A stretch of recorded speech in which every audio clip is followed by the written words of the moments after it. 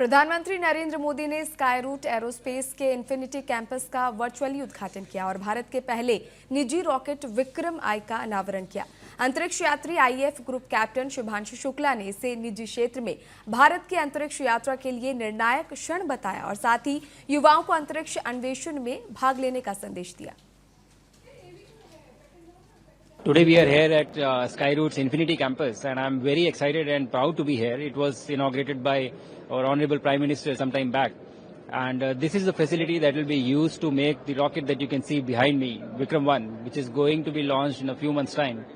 And this is going to be a defining moment for India's space journey in the private sector, because this will be the first orbital class launch that will happen from the Indian soil. So my space journey that culminated in July 2025 is serving as a stepping stone for India's space journey in general.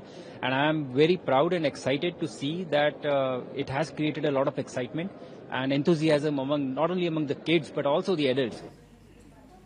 बढ़ते आगे जहां महाराष्ट्र के नांदेड़ से 25 वर्षीय युवक की हत्या का चौंका देने वाला मामला सामने आया है, जहां मृतक की पहचान सक्षम गोविंद ताते के रूप में हुई। जानकारी से पता चला कि घर के सामने 4 हमलावरों ने सक्षम पर हमला किया। कुछ गवाहों का दावा है कि सक्षम को गोली मारी गई, वहीं कुछ का कहना है कि उसे पत्थर से कुचलकर मौत के घाट उतारा गया। घटनास्थल से एक कारतूस का खोखा मिलने के कारण गोली चलने की संभावना अब मानी जा रही है, लेकिन मौत की जानकारी तो पोस्टमार्टम रिपोर्ट के बाद ही साफ होगी। फिलहाल पुलिस ने मामला दर्ज कर आगे की कार्रवाई शुरू कर दी है।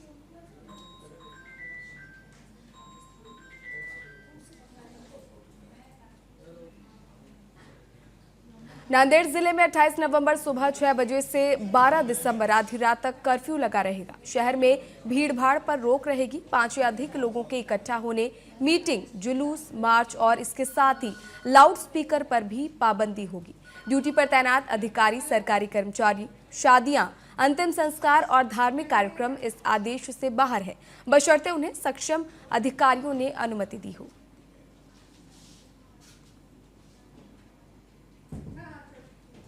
नांदेड़ जिले में कर्फ्यू लागू किया गया है। शहर में इस दौरान भीड़ भाड़ पर पूरी तरह से रोक लगा दी गई। इसको लेकर आदेश जारी किया गया है और आधी रात तक ये कर्फ्यू जारी रहेगा।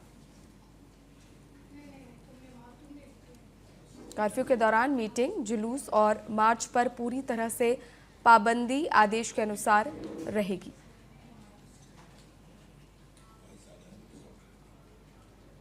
एसआईआर विवाद पर कांग्रेस नेता सुप्रिया श्रीनेत ने बड़ा बयान देते हुए कहा कि एसआईआर चरण के कारण 26 बीएलओ की मौत हो गई है और इस मामले में जांच करना बेहद जरूरी है। एसआईआर हो रहा है, हड़बड़ी से किया जा रहा है, कनपट्टी पर कट्टा रख के किया जा रहा है और 26 बीएलओ की अभी तक मौत हो चुकी है, जो मेरे अनुसार हत्या और उस हत्या के दोषी ज्ञानेश कुमार और नरेंद्र मोदी हैं। उस पर एक जवाब नहीं आएगा।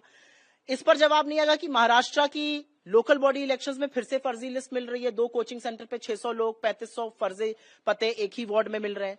जवाब इस पर नहीं आएगा कि हरियाणा में एक खिलाड़ी की मौत हो जाती है जबकि मंत्री जी से इस पर सवाल पूछा गया था। इस पर जवाब नहीं आएगा कि चीन अरुणाचल को अपना हिस्सा क्यों बता रहा है। बीजेपी प्रवक्ता शहजाद पूनावाला ने कहा कि कर्नाटक में कांग्रेस में सत्ता संघर्ष 2.5 साल से जारी है।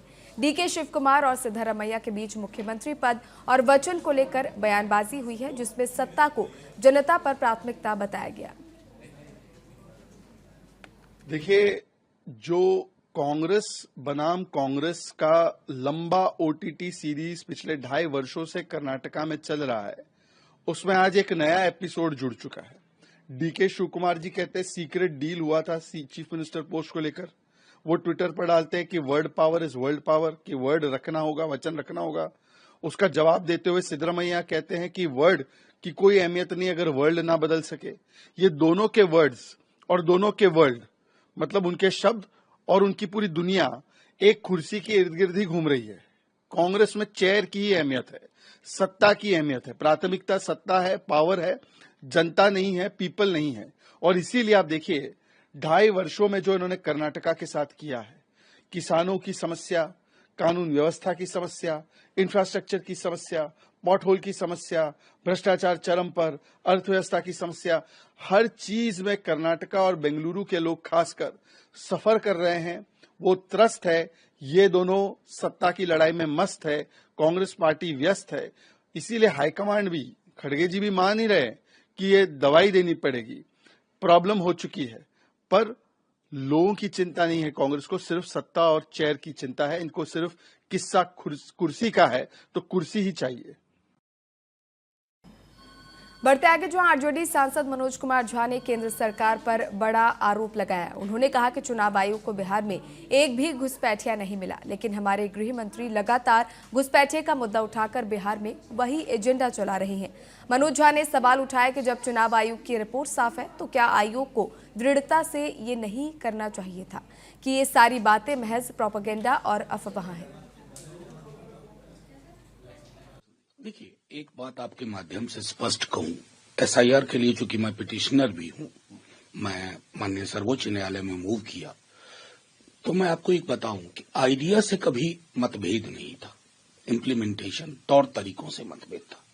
खुद सर्वोच्च न्यायालय, माननीय सर्वोच्च न्यायालय देखे कि अगर हमने आपके सामने दलील ना दी होती तो क्या आधार कार्ड इंक्लूड होता। इस तरह की जितनी भी रियायतें, इलेक्शन कमीशन की हठधर्मिता एक तरफ थी, जो चीजें हमने माननीय सर्वोच्च न्यायालय जाकर के हासिल की, क्या वो चुनाव आयोग के स्तर पर हासिल नहीं हो सकती थी। पंजाब में पानी की किल्लत के बीच मंत्री हरपाल सिंह चीमा ने कहा कि मुख्यमंत्री भगवंत मान सभी बैठकों में शामिल है और पंजाब के पास अतिरिक्त पानी नहीं है। उन्होंने कहा कि पानी देने का सवाल ही नहीं उठता और 3 करोड़ पंजाबी इस मामले में एकजुट है। केंद्र को भी जवाब दिया जाएगा। ये बड़ा स्पष्ट है, हम जितनी भी मीटिंगें हुई हैं, हमारे माननीय मुख्यमंत्री सरदार भगवंत सिंह मान जी सभी मीटिंगों में गए हैं। बड़ा स्पष्ट है कि पंजाब के पास से एक भी बूंद एक्स्ट्रा नहीं है जो हम और किसी स्टेट को दे सकते हैं। सो पानी देने का सवाल ही पैदा नहीं हो सकता। पंजाब के 3 करोड़ पंजाबी इस मामले पे एकजुट है, इकट्ठे हैं। हम केंद्र को भी जवाब देंगे और किसी और सूबे को भी जवाब देंगे। देखिए, बैठक होना और बात है, वो ऑनरेबल सुप्रीम कोर्ट ने बोला था कि अल्टरनेटिव सजेशन दे दीजिए, तो हमारे माननीय मुख्यमंत्री साहब ने अल्टरनेटिव भी सजेशन भी दे दिया, तो उस अल्टरनेटिव सजेशन को मान लेना चाहिए। तो हमारे पास तो पानी नहीं है, जो हमारा पानी का हिस्सा दूसरे स्टेटों में बनता है वो उसमें हमें दे दीजिए।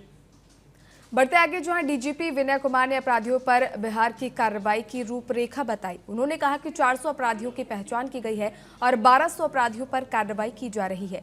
इस कार्रवाई का उद्देश्य कानून प्रवर्तन को मजबूत करना है।